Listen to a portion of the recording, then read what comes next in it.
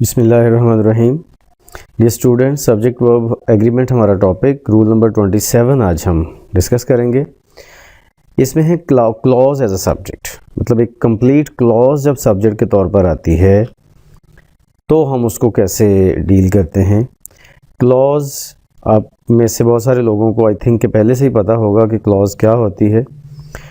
Clause हम कहते हैं हर उस ग्रुप ऑफ वर्ड्स को जो कि कंप्लीट मीनिंग देता है, यानी कि उसके अंदर एक अपना सब्जेक्ट होता है, एक अपना वर्ब होता है। और इसमें ज़रा ये सेंटेंस देखिए, वट एवर इज़ राइट। ठीक हो गया। वैसे तो जाहिर है कि एक कंप्लीट क्लॉज जो है वो किसी न किसी सेंटेंस का पार्ट होती है, किसी भी तरह से पार्ट हो सकती है। हम अभी इससे पहले वाले रूल में भी बात कर रहे थे कि जब दो क्लॉजेस जॉइन होती हैं, ठीक है, तो क्लॉज का मतलब कि वो ग्रुप ऑफ वर्ड्स है जो कि सेंटेंस के अंदर रहते हुए अपना एक इंडिपेंडेंट मीनिंग रखता है और उसको हम अलग करके एक कंप्लीट सेंटेंस के तौर पर भी डील कर सकते हैं। तो वट एवर इज़ राइट, इसमें ये थोड़ा सा कॉम्प्लेक्स स्ट्रक्चर है, इसलिए मैं स्पेशल इसको एक रूल के तौर पर बात कर रहा हूँ। वट एवर इज़ ये सब्जेक्ट भी है और ये कंप्लीट क्लॉज है जिसमें वट एवर सब्जेक्ट है और इज़ जो है वो वर्ब है। आगे इज़ राइट, ठीक है, इज़ राइट फिर आगे मेन क्लॉज बन जाती है। वट एवर इज़ एक सब्जेक्ट है और उसका वर्ब कौन सा है?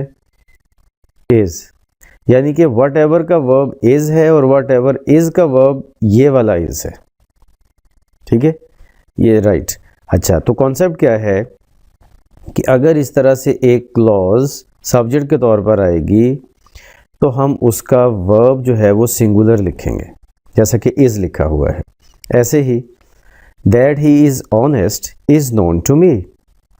That he is honest ये एक complete clause है जो सब्जेक्ट के तौर पर आ रही है और is इसका verb है, तो ये सिंगुलर लिखा हुआ है आपके सामने।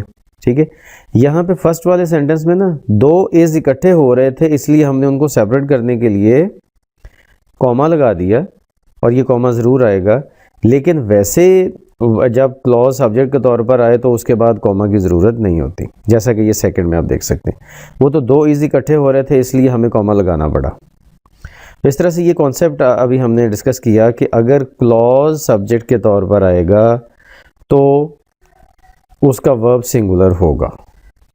That's it for today. अल्लाह हाफिज़।